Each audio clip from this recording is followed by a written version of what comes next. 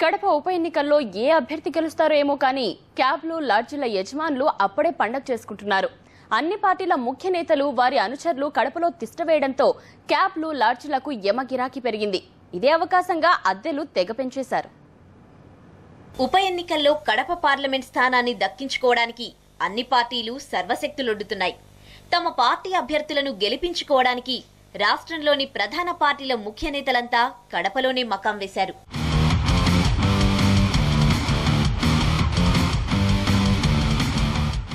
కాంగ్రెస్ తరపున 20 మంది మంత్రులు, తెలుగుదేశం పార్టీ అగ్రనేతలు, జగన్ వర్గం ఎమ్మెల్యేలు, నేతలంతా కడపలోనే క్యాంప్ వేయడంతో లాడ్జ్లు, క్యాబ్ల రెంట్లు అమాంతం పెరిగిపోయాయి. ఇది కడపలోని టాక్సీ స్టాండ్. ఇక్కడ రోజు 200 క్యాబ్లుంటాయి. కానీ ఇప్పుడు మాత్రం పట్టుమని 10 కూడా లేవు. అవి కూడా బుక్ అయినవే. దీంతో కడపలో అద్దెకు క్యాబ్ దొరకడమే కష్టమైపోయింది.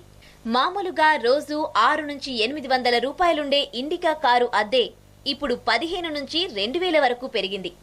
మంత్రులు, ఎమ్మెల్యేలు, వారి అనుచరులు రావడంతో తమకు మంచి రోజులు వచ్చాయంటున్నారు ట్రావెల్స్ యజమానులు. ఇక్కడ ఇప్పుడు ఎన్నికలు ఉన్నాయి కదా, పులివెందుల కడప జిల్లాలో ఎన్నికలు ఉన్నాయి. అందులో 10 మంది మంత్రులు వచ్చినారు.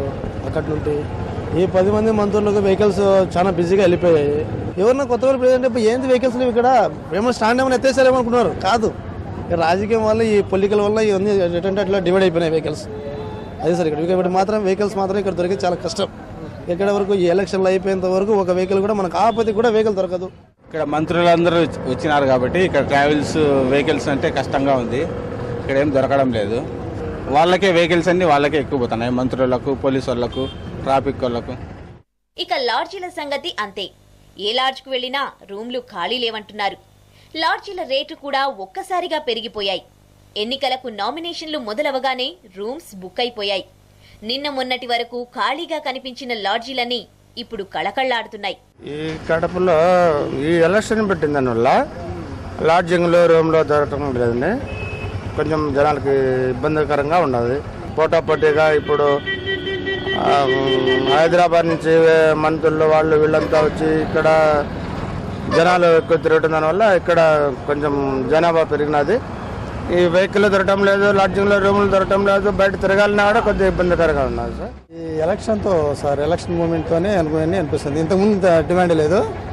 దాదాపు ఇప్పుడు ఈ నామినేషన్కి ఒక 15 రోజులు ముందుటి నుంచి కానీ ఇంకా ఎలక్షన్ అయిపోయినంత వరకు కూడా ఇట్లా ఉంటుంది అనిపిస్తుంది. ఫుల్ డిమాండ్ సామాన్య ప్రజలకందరికీ చాలా ఇబ్బందికరంగా ఉన్నది. ఎలక్షన్ అయిపోయినంత వరకు ఇట్లా ఉంటుంది అని అనిపిస్తుంది. ఉప ఎన్నికలతో లాడ్జీలు, క్యాబ్ల యజమానులు సంబరపడిపోతుండగా ఈ ధరలు చూసి ప్రజలు ముక్కున వేలేసుకుంటున్నారు.